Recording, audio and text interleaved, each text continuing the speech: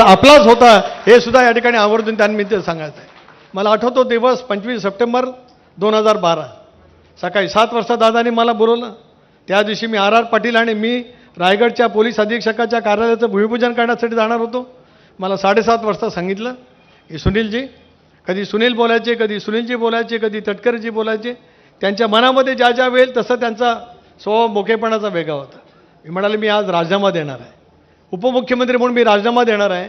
मी माझ्या आईशी किंवा माझ्या पत्नीशी बोललो नाही, फक्त तुमच्याशी बोलतो आहे. मी दादांना सांगितलं मी वयाने जरी 4 वर्ष मोठा असलो तरी आपल्या पायाला हात सांगतो आहे की आपण हा जो राजीनाम्याचा निर्णय घेतात हा साहेबांच्या कानावरती आपण घालावा.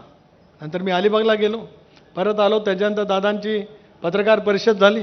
दादाने उपमुख्यमंत्र्याचा राजीनामा दिला. भुजबळ साहेबांसहित पक्षाचे सर्व मंत्री देवगिरी बंगल्यावरती त्यावेळेला आले होते. का दादा तुम्ही राजीनामा दिलात असा प्रश्न महाराष्ट्रातल्या सर्व त्यावेळेला राष्ट्रवादी काँग्रेस पक्षाच्या मंत्र्यांनी विचारला, महाराष्ट्रातल्या आमदारांनी विचारला. सर्वांच्या मनामध्ये हळहळ निर्माण झालेली होती. परंतु तो राजीनामा त्यांनी त्या कालावधीमध्ये दिला. अनेक गोष्टी घडामोडी घडल्या. त्याच्यानंतर एक त्यांचा सहकारी म्हणून संबंध महाराष्ट्राच्या सिंचनाच्या इशातातली श्वेतपत्रिका काढण्याची जबाबदारी माझ्यावरती आली. 24 तास रात्रीचा दिवस करत ही श्वेतपत्रिका खंड 1 खंड 2 मध्ये तयार केली. आज दिलीपराव तुम्ही असतील, भुजबळ साहेब असतील, मुश्रीफ साहेब असतील, सगळेजण तुम्ही ज्येष्ठ आहात. तुम्हाला सर्वांनाच या राज्याचा इतिहास पूर्णपणे माहिती आहे. राज्याच्या इतिहासातलं एक डॉक्युमेंट त्या कालावधीमध्ये आपण जे तयार केलं खंड 1 आणि 2च्या माध्यमातून, त्यामुळे सिंचनाचा सगळा इतिहास, राज्याच्या स्थापनेच्या नंतरचा इतिहास आज महाराष्ट्रामध्ये त्या ठिकाणी उपलब्ध आहे. चिते समिती नेमली गेली. त्याचा अहवाल सादर करण्याचा ज्यावेळेला वेळ आली त्यावेळेला मी लोकसभेची निवडणूक हारलेलो होतो. मी राजीनामा देण्याची भावना व्यक्त केली. दादांनी सांगितलं की एटीआर आपण सभागृहात मांडला पाहिजे. एटीआर मांडला गेला. एटीआरची स्वीकृती या ठिकाणी झाली. पण माझ्या मनामध्ये एक शल्य राहिलं. प्रफुल्लभाई, ज्यावेळेला स्वर्गीय चव्हाण साहेबांच्या जन्मशताब्दीच्या सोहळ्याच्या निमित्ताने त्याच्या अगोदर सभागृहामध्ये इतका खर्च झाल्याच्यानंतर 1 सिंचन मांडलं गेलं अशी भावना गणपतराव देशमुखांनी व्यक्त केली, एकनाथ खडसेजींनी व्यक्त केली. त्याचं पूर्णपणाचं खंडन सुनील तटकरेंनी जलसंपदा खात्याचा मंत्री म्हणून सभागृहामध्ये केलं होतं.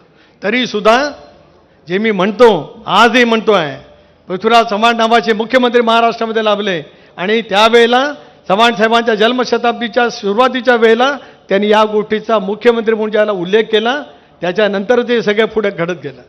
माझ्या सांगण्याचा मतितार्थ एवढाच आहे. एक खंत दादांच्या आयुष्यभरामध्ये मनामध्ये सतत राहिली. आज मला हे मोकेपणाने बोलणं माझं मी कर्तव्य समजतो आहे. राज्यात आपलं सरकार, दादा उपमुख्यमंत्री, दादा सुनील तटकरे आणि छगन भुजबळ यांच्या ACBची खुली चौकशी करण्याचा आदेश त्या कालावधीमध्ये दिला गेला. हे शल्य, हे दुःख, हे वेदना दादा आयुष्यभरामध्ये कधी विसरू शकत नाही.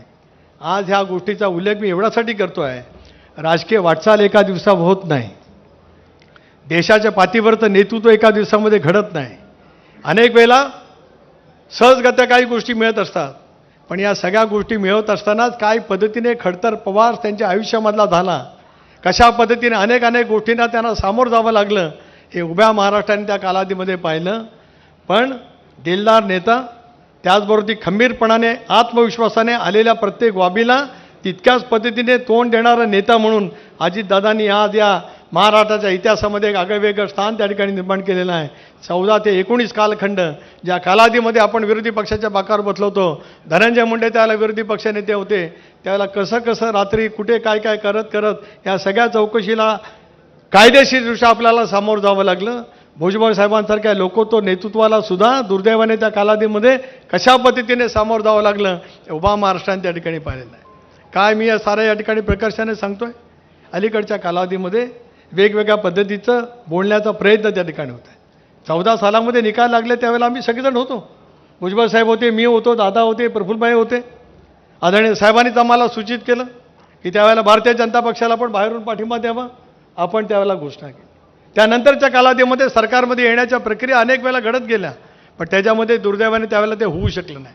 19 मध्ये सुद्धा काय झालं ते आपण सर्वांनी मिळून पाहिलं. 22 मध्ये सुद्धा काय झालं ते सर्वांनी पाहिलं. पण 23 मध्ये एका निर्णायक क्षणामध्ये ज्या वेळेला दादांना असं वाटलं, एकटेपणा वाटला, त्यांना असं वाटलं की मी एकाकी आहे, त्यावेळेला कोण होतं? दादा होते, प्रफुल्लभाई होते, भुजबळ साहेब होते, सुनील तटकरे होता, हसन मुश्रीफ होते. रामराजे नाईक निंबाळकर होते, दिलीप वळसे पाटील होते, धनंजय मुंडे होते. दादाने एक भावना त्या कालावधीमध्ये व्यक्त केली होती की या गोष्टीसाठी एका निर्णयास्पद मी येणार आहे. आपण साथ देणार नसाल तर मी निर्णय एकटा घेईन.